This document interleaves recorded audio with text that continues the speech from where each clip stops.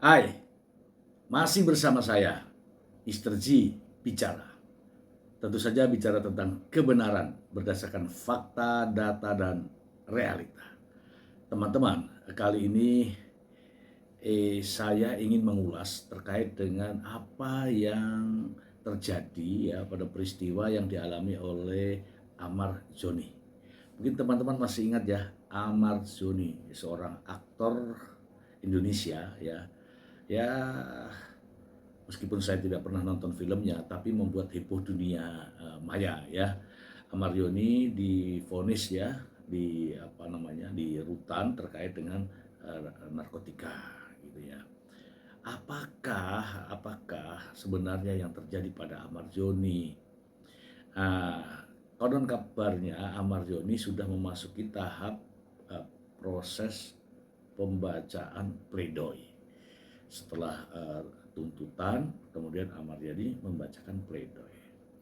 Setelah pledoi ada nanti bantahan dari jaksa, kemudian ada juga tanggapan lagi, ya begitulah. Baru putusan. Ya kira-kira masih ada tiga sampai di putusan. Saya supaya ini tidak menjadi fitnah teman-teman, saya akan bacakan informasinya berikut ini. Dari Detik Hot, Amar Yoni siap bacakan pledoi di sidang Narkoboy.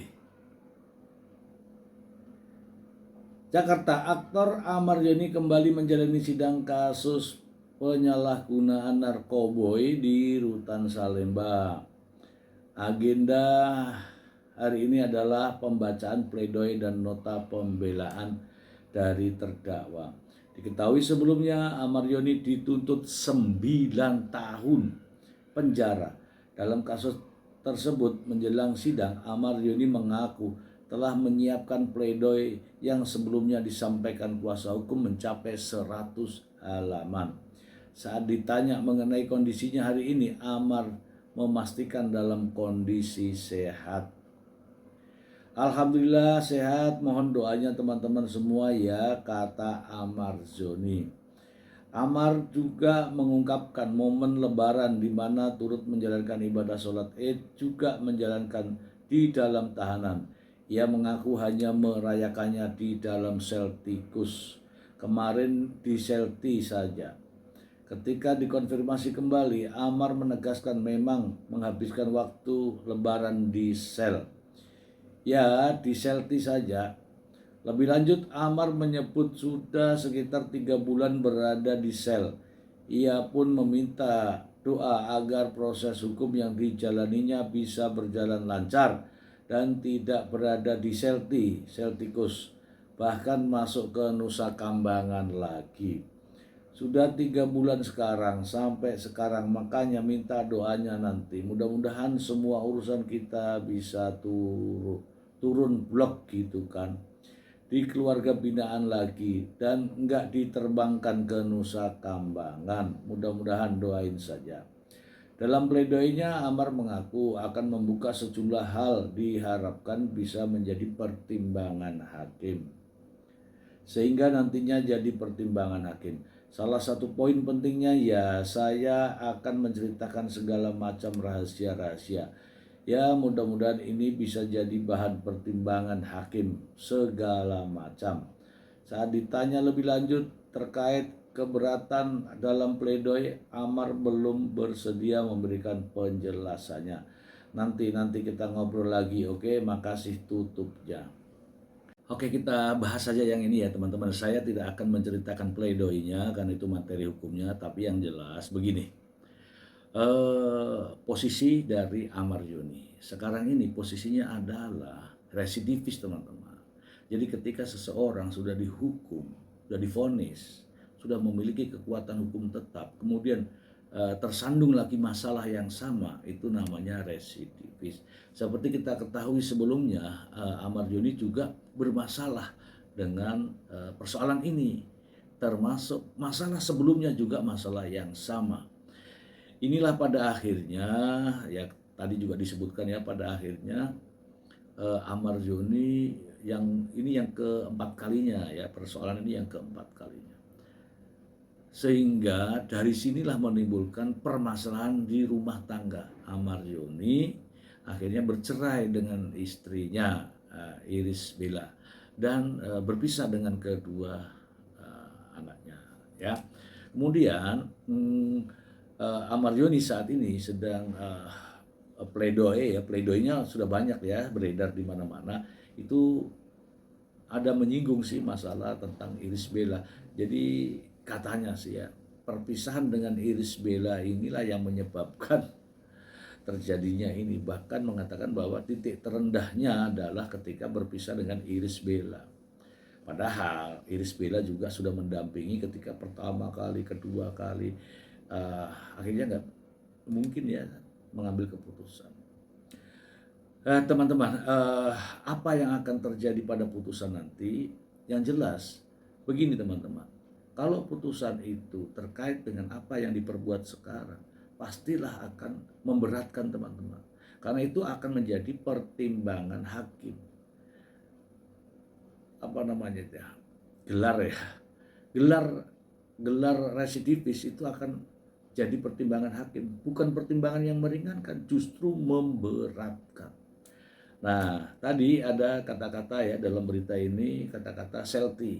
Selti itu ya sel yang ukurannya kecil itu yang dikhususkan untuk satu orang itu, untuk merenungi perbuatannya. Kenapa Amarjoni dimasukkan dalam selti atau sel yang ukurannya kecil, yang di situ kamar mandi, yang di situ juga tempat tidur, ya kan?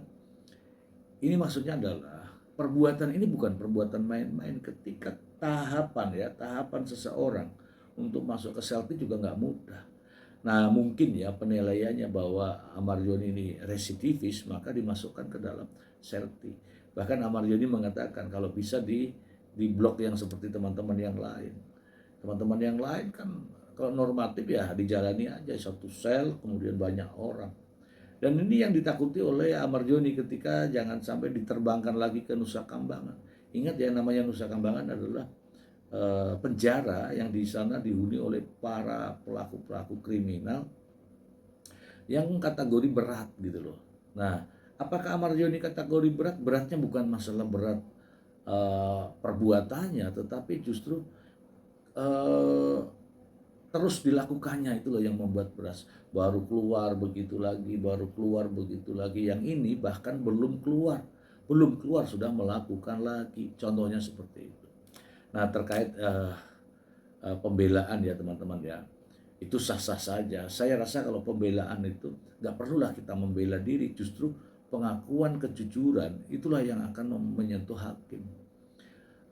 Mohon maaf ya kan, mohon maaf, kemudian saya mengaku bersalah dan sebagainya. Justru itulah yang akan menjadi pertimbangan hakim.